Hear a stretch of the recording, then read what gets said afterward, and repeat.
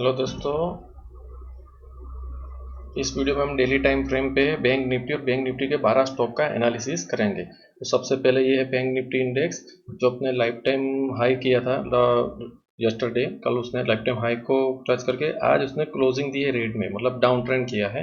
लेकिन down trend देखें तो ये इसमें मूविंग एवरेज जो है उसको स्टॉप लॉस ट्रिगर नहीं किया है। अगर किसी की बाय पोजीशन है तो उसकी स्टॉप लॉस अगर नेक्स्ट ट्रेडिंग डे में अगर ये सेम कैंडलस्टिक यहाँ पे बनती है ऐसे, बराबर है, ये रेड लाइन के ऊपर जैसे यहाँ पे बनी है, ये एक स्टॉप लॉस है। देखिए ये स्टॉप लॉस ट्रिगर हुआ, उसके बाद उसने डाउन ट्रेंड दिया, फिर ये डाउन ट्रेंड का यहाँ पे स्टॉप लॉस ट्रिगर हुआ है, फिर उसने ये अप ट्रेंड दिया है। देखो यहाँ पे ये ब्रेकआउट दिया है, ये अप ट्रेंड दिया। तो यहाँ पे जिसने अप ट्रेंड पे लिया है ये ब्रेकआउट पे, बराबर है, उसका यहाँ पे स्टॉप लॉस ट्रिगर हो सकता है अगर ये रेड लाइन के नीचे बैंक निफ्टी क्लोज हुआ तो।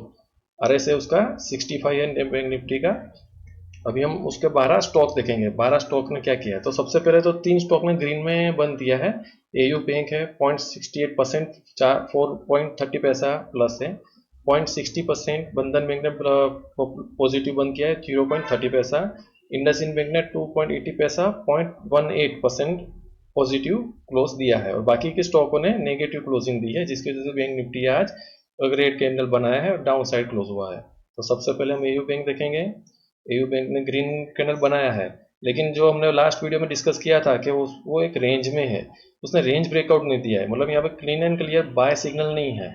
अगर किसी की पोजीशन यहाँ पे है तो ये नीचे की स्टॉप लाइन हम स्टॉप लॉस की नहीं जाएंगे 624, और अपर लाइन से ऊपर जाता है तो हमारा बाय सिग्नल मिलता है 646। RSI उसका 70.84 है। RSI उसका ऑफ साइड दिख रहा है, मतलब स्ट्रॉन्ग हो सकता है, स्टॉक आगे जाके स्ट्रॉन्ग बन सकता है अगर ये ब्रेकआउट दे रहा है तो, ये लाइन के ऊपर जा रहा है तो। एक्सिस बैंक में भी अभी स्टॉप लॉस ट्रिगर नहीं हुआ है, लेकिन RSI उसका डाउन है। मतलब ये अभी जो इसकी लॉन्ग रेंज है, ये इसकी बहुत बड़ी रेंज है बहुत दिनों से, बराबर है। यहाँ पे उसने रेंज किया है ऐसे, तो वो रेंज के अंदर ही है, तो यहाँ पे कोई बाय या सेल सिग्नल नहीं बन रहा है। 1151 के ऊपर जाएगा तो उसका बाय सिग्नल बनेगा, 1030 के नीचे जाएगा तो स्टॉप लॉस ट्रिगर हो जाएगा। अगर अभी किसी की पोजीशन है ऑलरेडी, समझो कोई रिस्की ट्रेडर है, पहले से अभी से रिस्क ले रहा है, या तो आपने कोई इन्वेस्टमेंट किया है किसी ने, तो वो इन्वेस्टमेंट यहाँ पे फ्लॉप हो जाएगा 1030 के नीचे। अगर 1030 के नीचे आ रहा है एक्सिस बैंक, तो गुड साइन नहीं है एक्सिस बैंक के लिए। अगर यहीं पे रहता है तो ठीक है, अगर हम लॉन्ग टर्म के लिए भी इन्वेस्टमेंट कर रहे हैं तो ये रेंज के अंदर है तो ठीक है, ऊपर नहीं जा रहा है लेकिन नीचे भी नहीं जा रहा है। नीचे नहीं जा रहा है मतलब हमारा पैसा सेफ है। वैसी गिनती करेंगे तो हमारा पैसा सेफ रहेगा। RSI उसका 52 है, मतलब न्यू एंट्री अभी नहीं बन रही है। अगर एक्सिस बैंक में अगर न्यू एंट्री बनानी है तो हम वेट करेंगे 1151 का ब्रेकआउट, 1151 का ब्रेकआउट का वेट करेंगे। 1151 के ऊपर जाएगा तो इसका अप ट्रेंड कंटिन्यू होगा। बंधन बैंक ने अपनी ट्रेंड लाइन ब्रेक की थी, उसका डाउन ट्रेंड चल रहा था। यहाँ पे देखिए डाउन ट्रेंड चल रहा था, ये यहाँ पे कंसोलिडेशन किया, कंसोलिडेशन करने के बाद उसने ब्रेकआउट दिया, उसने उसकी लोअर लो की ट्रेंड लाइन ब्रेकआउट की, ऊपर गया, अपर बुलिंगर बैंड को टच करके डाउन आया है, वापस पूरा गैप डाउन किया है, वापस वो अपने कंसोलिडेशन जोन में ही है। तो अगर यहीं कंसोलिडेशन जोन में रहता है तो ठीक है, उसके बाद कहीं ना कभी तो वो अप ट्रेंड में आएगा वापस, तब हम एंट्री ले सकते हैं। लेकिन अगर यहाँ कंसोलिडेशन करके वापस वो डाउन ट्रेंड की तरफ गया है तो 177 के नीचे ये स्टॉक वीक हो जाएगा, और मैक्सिमम उसका हम स्टॉप लॉस ले सकते हैं वो है 172 तक। यहाँ पे यहाँ 172 तक यहाँ पे हम उसका ज़्यादा से ज़्यादा स्टॉप लॉस ले सकते हैं, उससे ज़्यादा उसका स्टॉप लॉस ले सकते हैं। वापस वो यही अपना डाउन ट्रेंड में कंटिन्यू हो जाएगा बंधन में। अभी उसमें कोई पॉजिटिव या नेगेटिव नहीं है। RSI उसका 41.96, ऑलमोस्ट 42 है यहाँ पे। तो ये देखने जाए तो RSI भी सपोर्ट ले रहा है, यहाँ से सपोर्ट लेके RSI भी ऊपर की तरफ जा सकता है। तो अगर RSI भी ऊपर की तरफ जा रहा है और यहाँ पे ये ब्रेकआउट भी दे रहा है तो ये डबल स्ट्रॉन्ग हो जाएगा बंधन में। तो बंधन बैंक में डबल स्ट्रॉन्ग हम अप ट्रेंड का सोच सकते हैं अगर यहाँ पे ब्रेकआउट दे तो। कितना 186 के ऊपर जाए तो। बैंक ऑफ बड़ौदा 1.5% डाउन है, 2.85 पैसा डाउन है। तो यहाँ पे देखें तो उसने लाइफ टाइम हाई को टच किया था, तब वो higher high higher low higher high higher low higher high formats बना रहा था। यहाँ पे उसने हायर लो बनाया है, मतलब लो के नीचे जाके लो बनाया है, और हायर लो बनाया है, मतलब ऊपर गया है लेकिन हायर हाई जो है उसको क्रॉस नहीं किया है, वहां से वापस नीचे आ रहा है। तो यहाँ पे देखने जाए तो बैंक ऑफ बड़ौदा में ट्रेंड चेंज हो रहा है। या तो हम ऐसा भी कह सकते हैं कि अगर वो ये रेंज के अंदर फंसा जाए तो वो साइडवेज भी करना चाहते हैं। यहाँ पे अगर यही रेंज में ऐसे ऐसे रहा तो वो साइडवेज रेंज भी उसकी कहला सकती है, लेकिन वो हमें आने वाले दिनों में पता चलेगा। इसमें अभी तो कोई बाय सिग्नल नहीं बन रहा है। अगर बाय सिग्नल बना यहाँ पे तो समझो यहाँ पे कुछ दिन कंसोलिडेशन करेगा, उसके बाद यहाँ से ऊपर जाएगा 276 के अबाउ जब ट्रेड करना शुरू होगा तो उसमें बाय सिग्नल बनेगा। आरएसआई भी उसका डाउन ट्रेंड की तरफ जा रहा है, लेकिन स्टॉक डाउन ट्रेंड बहुत नहीं आया है, तो उस हिसाब से देखे जाए तो साइडवेज कह सकते हैं बैंक ऑफ बड़ौदा को। आरएसआई उसका है 53।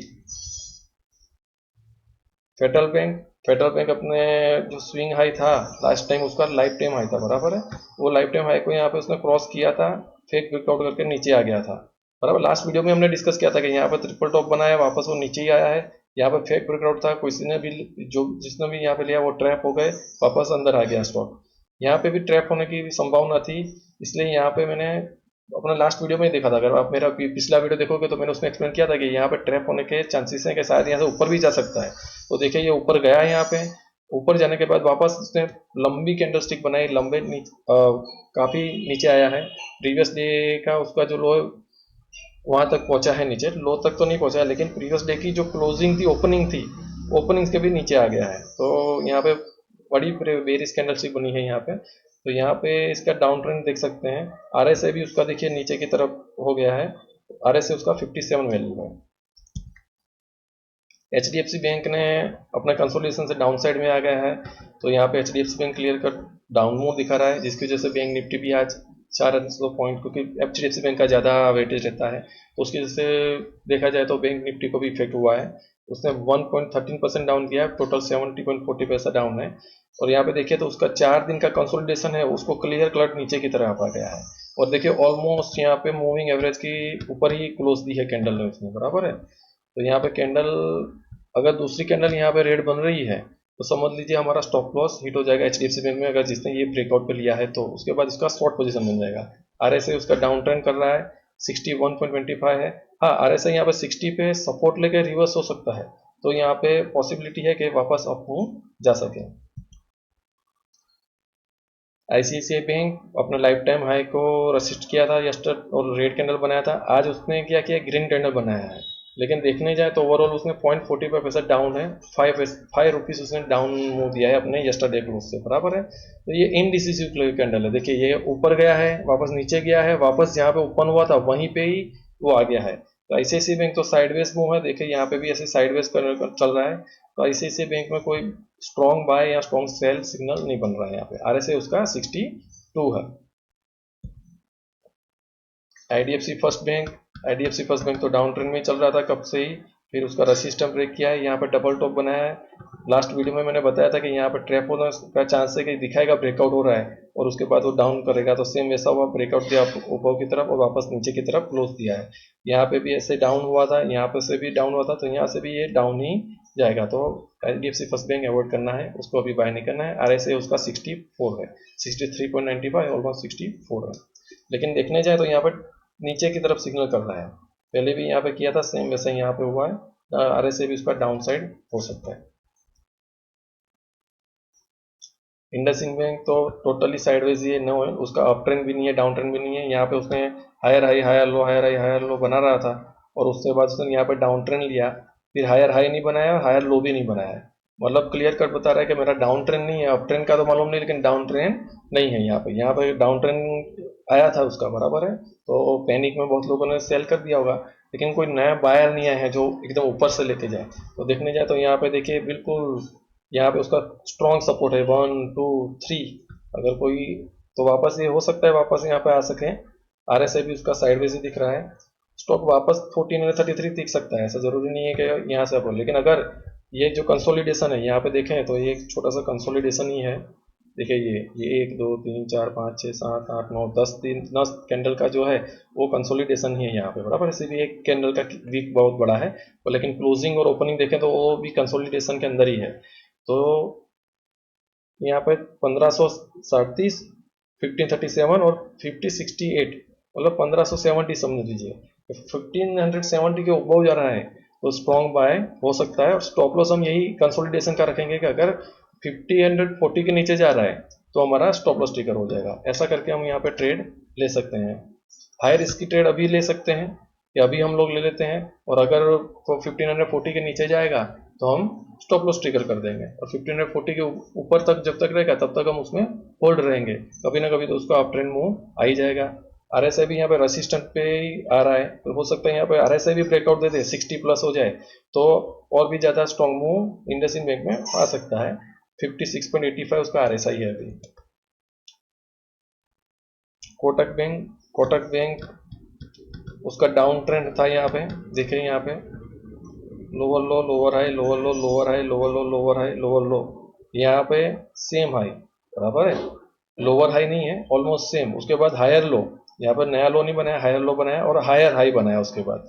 तो यहाँ पर कोटक बैंक ने अपना ट्रेंड चेंज कर दिया है, higher high higher low higher high higher low higher high. तो यहाँ पे देखें तो कोटक बैंक स्ट्रॉन्ग दिख रहा है, तो जब भी चांस मिले यहाँ पे नीचे आने का तो कोटक बैंक को हम परचेस कर सकते हैं, क्योंकि वो यहाँ पे हायर हाई की फॉर्मेशन बन के ऊपर तक जा सकता है, और अगर देखने जाए तो यहाँ तक भी आ सकता है, उसका स्ट्रॉन्ग रेसिस्टेंट यहाँ तक आ सकता है। आरएसआई उसका 60.70 है, आरएसआई उसने यस्टरडे यहाँ पे ब्रेकआउट दिया था 60 का, वापस वो 60 पे ही आ गया है क्योंकि आज मार्केट डाउन है इसमें। पंजाब नेशनल बैंक अपना कंसोलिडेशन कर रहा है अपने लाइफ टाइम हाई के पास ही, तो पंजाब नेशनल बैंक भी एक स्ट्रॉन्ग बैंक कहला सकता है, क्योंकि 1 2 3 4 5 6 7 दिनों से वो यहाँ पे कंसोलिडेट कर रहा है बराबर है। तो जब भी वो ब्रेकआउट देगा 137 का तो उसमें भी बाय सिग्नल बन सकता है। आरएसआई उसका ऑलरेडी अबाउट 60 है, तो 62.69 अभी उसका करंट आरएसआई है, लेकिन स्ट्रॉन्ग बाय 137 के अबव आया जाए। State bank of India state bank of India अपने लाइफ टाइम हाई के टच करने पे गया था, लेकिन यहाँ से ही रिवर्स हो रहा है। लेकिन देखने जाए तो डाउन ट्रेंड कंटिन्यू नहीं हो रहा है, इसको भी साइडवेज ही गिना जाएगा कि यहाँ पे ये कंसोलिडेशन करेगा। लेकिन हो सकता है कि हमें जो मालूम नहीं है वो चीज़ किसी को मालूम पड़ जाए तो उसका डाउन ट्रेंड कंटिन्यू हो सकता है, क्योंकि यहाँ पे आरएसआई देखिए, आरएसआई ऑलरेडी नीचे की तरफ आया है और यहाँ पे आरएसआई भी नीचे की तरफ जाना शुरू कर दिया, तो आरएसआई नीचे जा रहा है तो प्राइस भी यहाँ पे नीचे आ सकता है। उसका करंट आरएसआई है 55.88। तो मैं वीडियो यहाँ पे ख़त्म हो रहा है, लेकिन मैं आपको डिस्क्लेमर फिर से दे दूँ, ये सिर्फ मेरा पर्सनल व्यू है, टेक्निकल एनालिसिस है डेली टाइम फ्रेम पे। आप आपका डिसीजन जो भी है वो आपके एडवाइज़र से या आप अपना खुद का एनालिसिस करके उसके बाद ही कोई पोजीशन लें। ये वीडियो ओनली और ओनली फॉर एजुकेशन पर्पज़ था, ठीक है। Thank you very much.